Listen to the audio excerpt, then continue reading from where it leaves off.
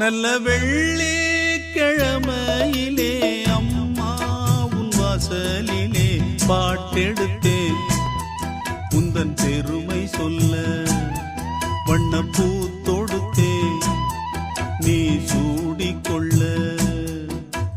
வாடியம்மா வாழ்த்திடத்தானே